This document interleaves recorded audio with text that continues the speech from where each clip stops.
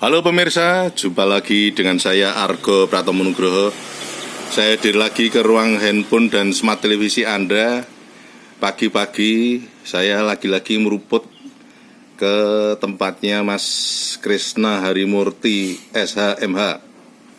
Beliau ini seorang advokat, kebetulan ketua dari organisasi advokat yang membidangi pertanahan dan konstruksi. Namun beliau ini juga banyak menangani kasus-kasus yang lain, termasuk korupsi, termasuk pra-peradilan dan lain-lain. Selamat berjumpa Mas Krisna. Selamat pagi Pak Argo. Mas Krisna, Ya. Ini lagi saya sengaja menjumpai Anda karena saya melihat beberapa atau satu dekade belakangan ini, paling tidak 10 tahun, saya melihat justru white collar crime itu merajalela. Artinya bahwa orang-orang yang melanggar hukum, yang tidak jujur, yang korupsi dan lain-lain itu kebanyakan malah justru dilakukan oleh orang-orang yang punya bargaining power yang cukup tinggi.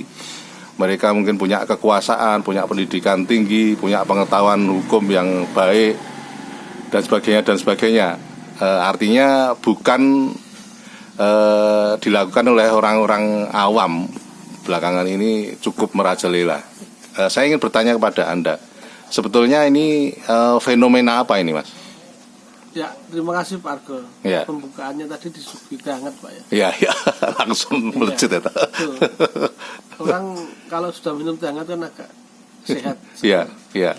Kejahatan kerah putih atau Ya. white collar crime. Iya.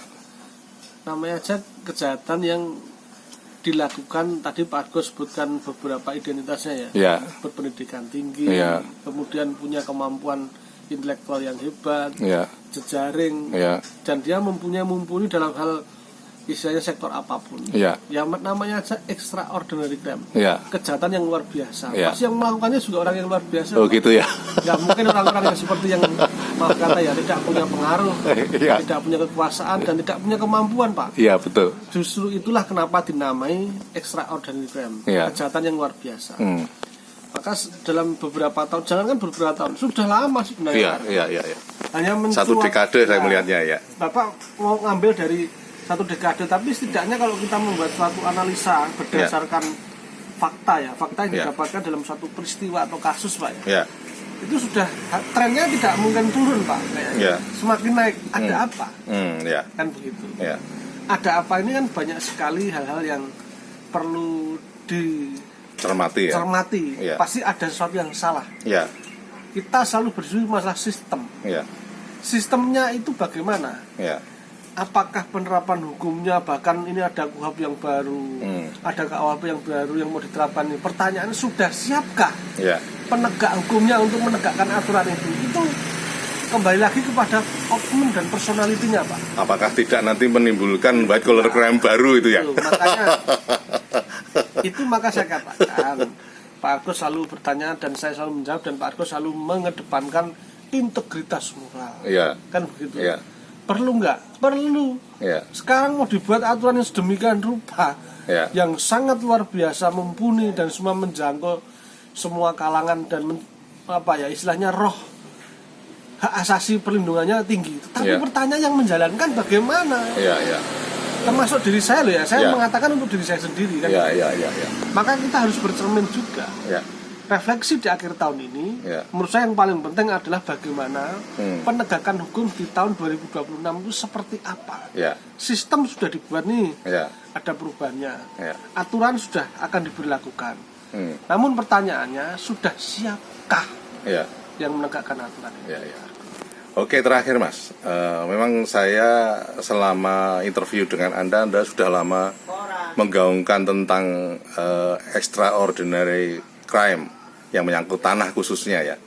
Dan Anda melihat itu pasti pelakunya juga orang-orang yang yang pandai-pandai juga itu ya, tidak tahu tentang hukum dan lain-lain. Ini harapan Anda seperti apa Mas? Ya, refleksi di akhir tahun ini Pak ya. Khusus sengketa pertanahan secara sempit Pak ya Pak. Karena itu bidang kami yang paling khusus adalah tentang mafia tanah Pak. Janganlah istilahnya kita penegak hukum ini juga pun ikut merusak bagian dari semua sistem ini, Pak. Minimal dari penegak hukumnya itu dulu beres.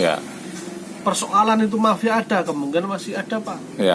Hukum semakin berkembang. Contoh misal, sekarang ini ada namanya sertifikat elektronik, Pak. Diduga atau dugaan atau mungkin celah-celah untuk mafia itu bisa masuk ke sistem itu sangat mungkin. Sangat mungkin sekali ya. Cuma satu lembar sekarang. Betul. Dan verifikasi autentifikasinya bagaimana? Maka kami sebenarnya mendorong khususnya dari BPN sangat bagus sertifikat elektronik, tetapi faktualnya juga harus pun dicek. Dan tidak boleh asal ini maaf ya. Peralihan hak misalnya dengan jual beli masih terjadi banyak kendala. Kita aja ngajukan gugatan berkali-kali, pembatalan sertifikat itu sudah berapa kali saja. Kemudian turun waris ternyata bukan warisnya. Kan banyak sekali lah tanah yang tumpang tindih itu juga masih banyak. Jadi artinya sistem ini yang dibuat apakah sudah siap, ini tergantung lagi. Maka saran saya refleksi di akhir tahun ini bagaimana kita paling tidak menunjukkan integritas. Dimulai dari siapa? Dari diri kita. Setidaknya itu. Yang kedua, perbaikan sistem ini tidak bisa dilakukan secara sendiri-sendiri. Minimal mampu atau tidak itu tergantung dari oknum atau penegak hukum itu sendiri. Dan yang terakhir adalah bagaimana menjalankan sistem ini yang sudah dibuat demikian rupa. Yang penting jangan pernah ada yang namanya transaksional, itu saja, Pak. Oke, terima kasih Mas Krisna. Nanti lain kali saya akan datang lagi mungkin di tahun depan ini. Matur nuwun, Mas. Nah pemirsa, akhirnya saya Argo Pratomo Nugroho undur diri dari ruang handphone dan smart televisi Anda. Argo Pratomo Nugroho terus memberitakan, Anda yang membijaksanakan. Sampai jumpa.